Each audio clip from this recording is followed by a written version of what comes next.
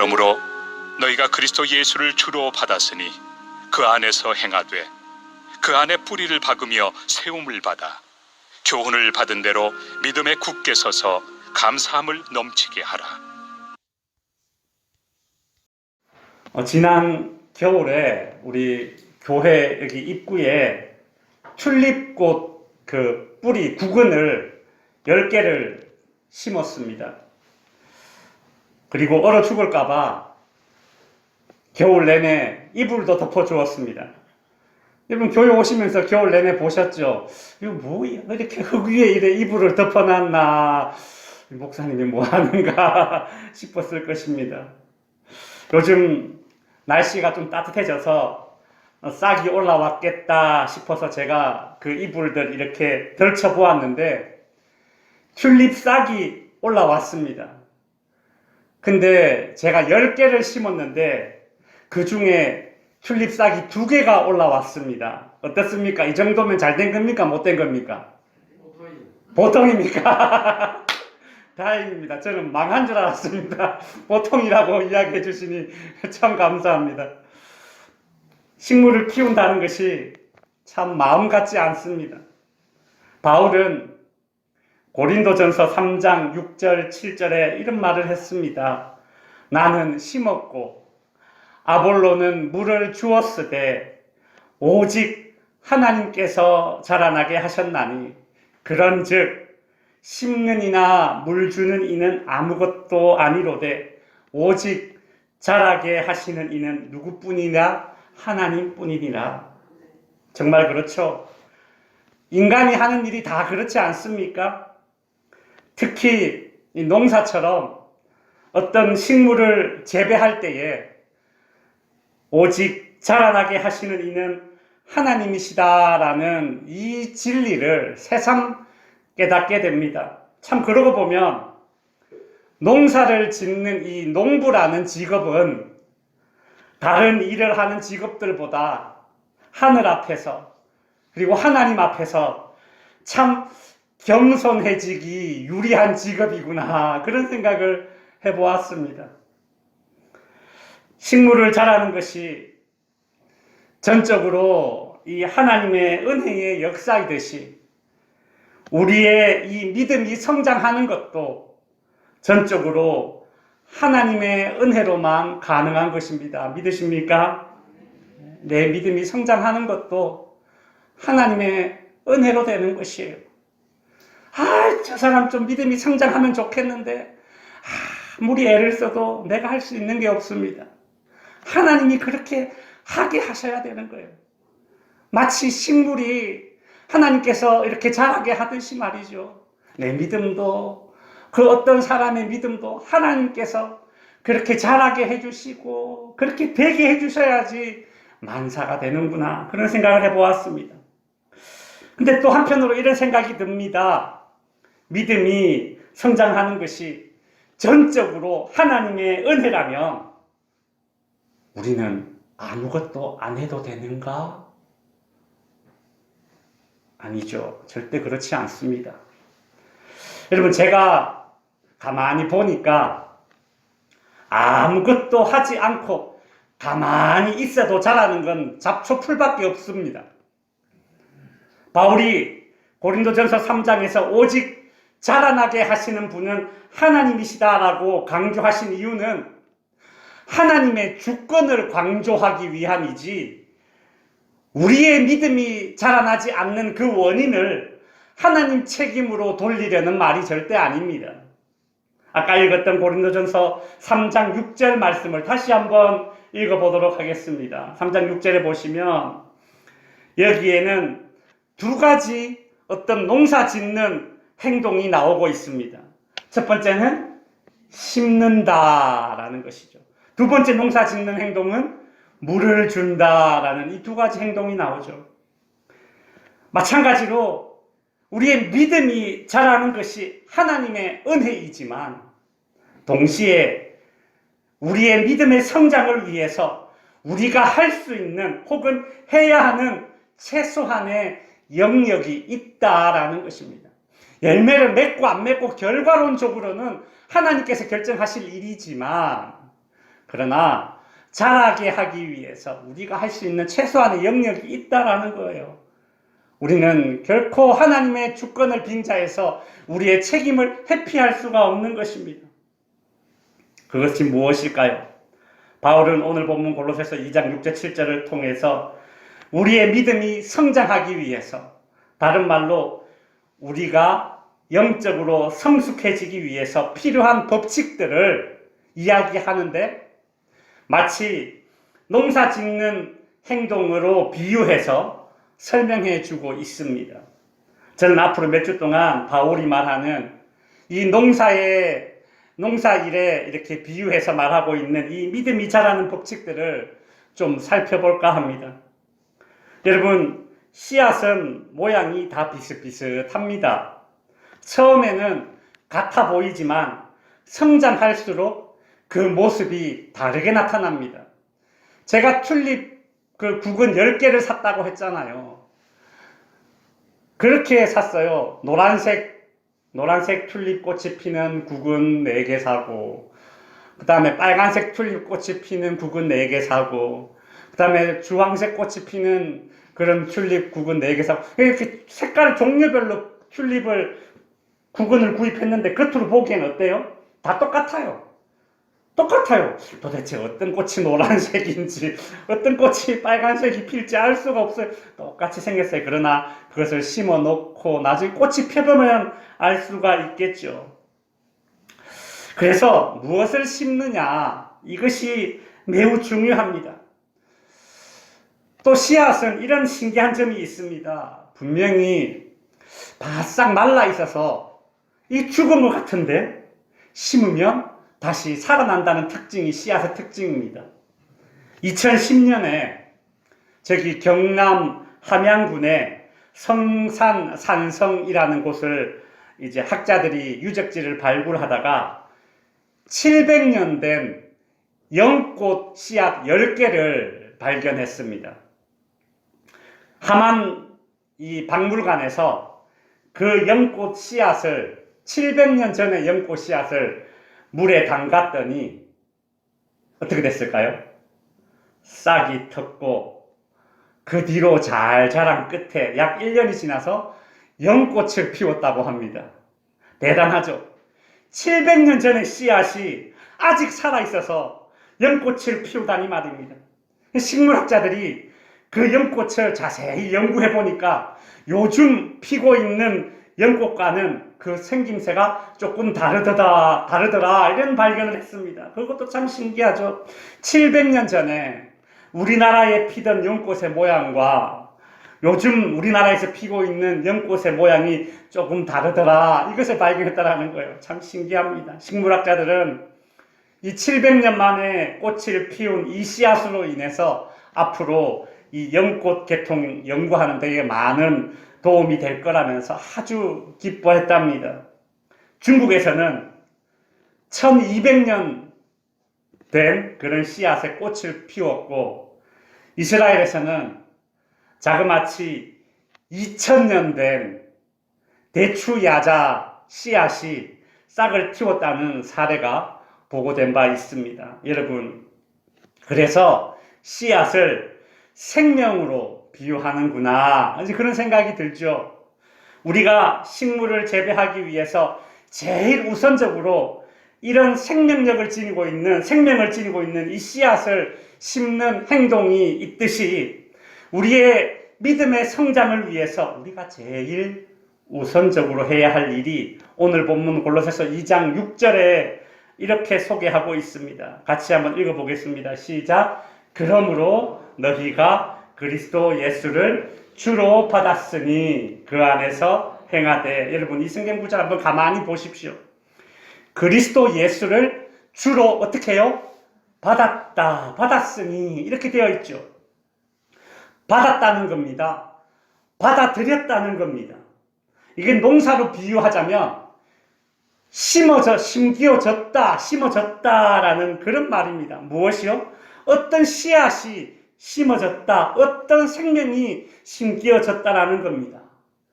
그 씨가 무엇이겠습니까? 그리스도 예수라는 씨앗이 심어졌다라는 것이죠. 씨앗이 심어지는 것에서부터 식물의 성장이 시작하듯이 우리의 믿음이 성장하는 것은 예수 그리스도가 우리의 마음에 심기워지는 것에서부터 시작하는 겁니다. 성도 여러분, 씨앗의 종류에 따라 다른 꽃이 피고 다른 열매가 맺힙니다. 그런 의미에서 이 시대에 우리가 경계해야 할 것이 있습니다.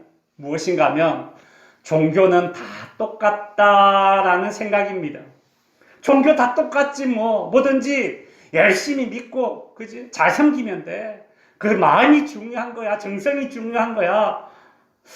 어찌 보면 참 굉장히 포용력 있고 융통성 있는 말처럼 들리지만 이것은 너무 위험한 생각입니다.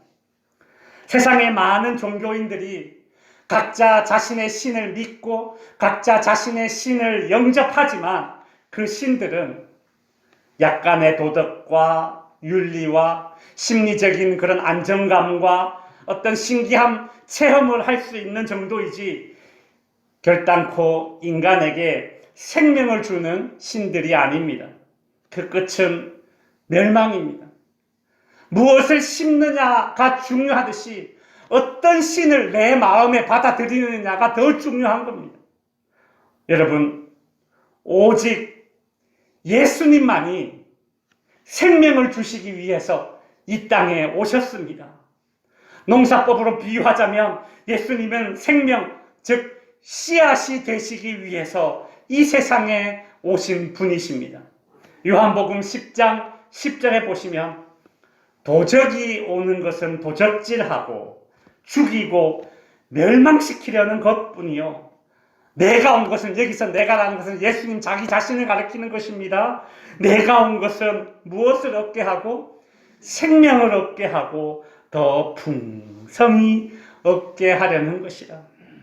예수님은 우리에게 생명을 주시기 위해서 이 땅에 씨앗으로 오셨습니다. 땅속에 심기워진 씨앗은 자신이 죽어서 생명의 싹을 틔웁니다. 그 싹이 자라서 가지가 형성되고 꽃이 피고 많은 열매가 맺힙니다. 이 원리는 마치 예수 그리스도께서 십자가에 죽으시고 무덤, 즉 땅에 묻히셨다가 다시 부활하셔서 우리에게 생명을 주신 것과 같은 원리입니다. 이렇게 예수님이 우리에게 주시는 생명은 그냥 생명이 아닙니다. 질이 다른 생명입니다. 식물도 생명이 있고 동물도 생명이 있고 인간도 생명이 있습니다. 그런데 이런 모든 생명들은 다 피조물의 생명들입니다. 그 한계가 있고 시기가 정해져 있고 그 끝이 있는 생명입니다. 그런데 예수님께서 우리에게 주시고자 하는 생명은 그런 생명이 아니라 자그마치 하나님의 생명입니다. 다른 말로 영원한 생명입니다. 여러분은 영생이라는 말을 들어보셨죠? 그것이 바로 이 영생, 하나님의 생명, 영원한 생명, 그것을 우리들에게 주시기 위해서 예수님께서 이 땅에 씨앗이 되시러 오신 것입니다. 예수님이 우리에게 주신 이 영생은 그저 영원히 사는 것을 의미하지 않습니다. 여러분, 예수님을 믿는 사람이건 예수님을 영접하지 않은 사람이건 간에 그 모든 인간의 영혼은 영원히 삽니다. 그렇다고 그들이 영생을 소유했다라고 말하지 않습니다. 예수님을 믿지 않고 영원히 지옥에 머무는 것은 영생이 아니라 영벌이라고 합니다. 예수님을 믿게 되었을 때에 오늘 본문 골로새서 2장 6절에 나오는 표현대로 하자면 그리스도 예수를 주로 받게 되었을 때에 우리는 하나님의 생명, 영생을 받게 되는 것입니다. 이 얼마나 큰 변화입니까? 이 얼마나 큰 복입니까? 성도 여러분, 예수님을 생명의 주님으로 받아들이고 다른 말로 예수님을 영접하는 것에서 우리의 믿음의 성장이 시작됩니다. 우리가 맨 처음 해야 할 일은 생명의 주님을 영접하는 것입니다. 여러분은 생명 되시는 예수님을 영접하셨습니까? 우리가 교회 다니면서 예수님을 영접한다라는 말을 종종 듣게 됩니다. 그런데 예수님을 영접한다는 게 뭘까요? 뭘까요? 이게 무슨 뜻인지 알 것 같기도 하고 모를 것 같기도 한 매우 추상적인 표현입니다. 그래서 어린이 주일학교에서는 또는 교회를 처음 나오신 분들에게는 영접이라는 이런 말을 쓰지 않고 쉽게 풀어서 설명하기 위해서 이렇게만 하죠. 예수님을 우리 마음에 모셔야 합니다. 어때요? 예수님을 영접해야 한다라는 말보다 예수님을 우리 마음에 모셔야 한다라는 말이 좀 더 이해가 쉽기는 하죠. 그렇다면 이제 여러분들에게 또 다른 질문을 드리겠습니다. 여러분은 그 예수님을 마음에 모시고 나니 무엇이 달라졌습니까? 성당이나 박물관 같은 데 가면 성화가 그려져 있죠. 성화에 보면 어떤 사람들이 이렇게 둥그런 이런 원이 있지 않습니까? 후광이라고 하죠. 그 사람의 어떤 그런 거룩성을 나타내기 위해서 그렇게 표현했다고 하죠. 여러분 예수 믿고 나니까 여러분 머리 뒤에 갑자기 이런 둥그런 이런 것들이 막 빛나고 그런 게 생겼습니까? 아니죠. 도대체 우리에게 어떤 변화가 있었습니까? 여러분 예수님을 영접함으로써 예수님을 마음에 모심으로써 우리에게 일어나는 제일 큰 변화는 우리가 하나님과 새로운 관계가 형성되었다라는 것입니다. 요한복음 1장 12절에 보시면 영접하는 자, 곧 그 이름을 믿는 자들에게는 하나님의 자녀가 되는 권세를 주셨다라고 하죠. 예수님을 영접하게 되면 예수님을 내 마음의 주인으로 받아들일 때에 일어나게 되는 제일 큰 변화는 하나님과 나와 관계의 변화인데 어떤 관계로 변화됩니까? 내가 하나님의 자녀가 되고 하나님이 나의 아버지가 되는 그런 새로운 관계 속에 들어가게 되는 것입니다. 한 동네에 사는 젊은 남녀가 서로 눈이 맞아 사랑하게 되었고 둘이 결혼을 하게 되었습니다. 신랑, 신부 출발! 그렇게 결혼식이 끝나고 나니 신부에게 이제 달라진 것이 있습니다. 이전에는 동네에서 신랑의 아버지를 만났을 때 아저씨라고 불렀는데 이제는 어떻게 부릅니까? 아버님이라고 부르죠. 이전에는 동네에서 신랑 어머니를 만났을 때 아주머니라고 불렀는데 이제는 뭐라고 부릅니까? 어머님이라고 부르게 됩니다. 신랑에게도 달라진 것이 있겠죠. 이전에는 동네에서 신부 아버지를 만났을 때 아저씨라고 불렀는데 이제 장인어른 이렇게 부르겠죠. 신부 어머니를 이제 동네에서 만나게 되면 아주머니라고 부르지 않고 뭐라고 부릅니까? 장모님이라고 부릅니다. 이게 뭘 의미합니까? 여전히 같은 동네에 살고 같은 시간대에 살고 있고 이전부터 이미 알고 있던 사이였지만 이 남녀가 결혼하여 신랑이 신부를 받아들이고 신부가 신랑을 받아들이는 그 순간, 그 한순간에 관계가 달라져 버린 겁니다. 신랑이 신부를 받아들이고 신부가 신랑을 받아들이면 달라지는 것은 이것뿐만이 아닙니다. 결혼해서 살다 보면 서로 다른 점이 많기 때문에 서로 맞춰가면서 살아야 한다라는 얘기를 하죠. 다른 말로 하면 서로에게 길들여져야 한다라는 말입니다. 관계가 형성되고 나면 그냥 자기 하고 싶은 대로 사는 것이 아니라 서로에게 길들여져 가는 것입니다. 결혼이 서로에게 길들여져 가는 과정입니다. 그렇게 변화되는 겁니다. 관계의 변화는 서로에게 길들여질 것을 요구합니다. 우리가 하나님과 아버지와 자녀의 관계가 되었다면 나는 하나님 아버지에게 길들여져 가는 변화의 과정을 겪어야 하는 것이죠. 부부로서만이 아니라 모든 관계 맺음이 그렇지 않습니까? 힘들지만 내 것을 내려놓고 내 생각, 내 고집, 내 의견을 조금씩 내려놓고 서로에게 길들여져야 합니다. 길들여지는 건 쉬운 것이 아니잖아요. 나를 깎아내는 것이잖아요. 그러나 그렇게 서로에게 길들여지고 관계가 맺어지고 그랬을 때의 성장이 일어난다는 것이죠. 생텍쥐 베리가 쓴 어린 왕자 동화책에 이런 문구가 나옵니다. 어린 왕자가 사막 여우를 만났을 때에 이런 대화를 주고받습니다. 어린 왕자가 이렇게 말하죠. 넌 누구니? 정말 예쁘구나. 사막 여우가 대답합니다. 난 사막 여우야. 어린 왕자가 야, 나랑 놀자. 나 너무 심심해. 사막 여우가 이렇게 이야기합니다. 난 너하고 놀 수 없어. 난 길들여지지 않았단 말이야. 어린 왕자가 묻습니다. 길들인다? 그게 무슨 뜻이지? 무슨 의미지? 그 사막 여우가 이렇게 대답을 합니다. 그건 관계를 맺는다는 뜻이야. 네가 만약 나를 길들인다면 우리는 서로를 필요로 하게 될 거야. 그리고 너는 내게 유일한 존재가 될 거야. 어떻게 애들 동화책에 이런 심오한 말이 있을 수가 있죠?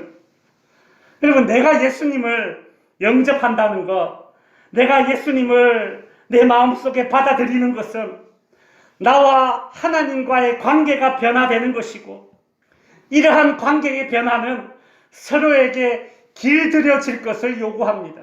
그렇게 서로에게 길들여질 때에 서로는 서로에게 유일한 존재가 되는 것입니다. 하나님이 내게 유일한 존재이고 하나님이 우리를 유일한 존재로 아껴주신다는 것이죠. 여러분, 우리 자신을 한번 돌아봅시다. 나는 예수님을 믿고 나서 하나님의 말씀에 길들여져 가고 있는가? 나는 하나님을 믿고 나서 하나님이 기뻐하시는 일들에 길들여져 가고 있는가? 나의 생각, 나의 습관, 지나온 나의 인생의 모든 패턴들, 삶의 패턴들, 그것이 아무리 나에게 재미있고 좋아 보여도 나는 이제 그것보다 하나님과 관계를 맺고 나니 나는 하나님에게 길들여지는 것이 더 좋아. 하나님의 말씀에 길들여지는 것이 더 행복해. 여러분, 예수님의 생명이 내 안에 들어오고 우리가 영생을 얻게 되면, 즉 예수님을 영접하게 되면 예수님의 인격이 우리의 인격이 되고 예수님의 관심이 우리의 관심이 되는 겁니다. 우리의 관심이 달라집니다. 이전에 없던 새로운 관심이 내 안에 이제 생기기 시작합니다. 성경을 읽고 싶은 마음도 생기고, 기도를 못하는데 기도라는 것을 한번 해볼까? 기도해보고 싶은 마음도 생기고, 이전에 즐기던 세상 것들이 유치해 보이고, 하나님을 섬기고 예배하는 것이 즐거워지기 시작하고, 인생관, 가치관, 세계관, 물질관, 역사관이 달라집니다. 왜요? 내가 더 이상 세상에 길들여진, 마귀에게 길들여진 존재가 아니라 하나님께 길들여져 가고 있기 때문입니다.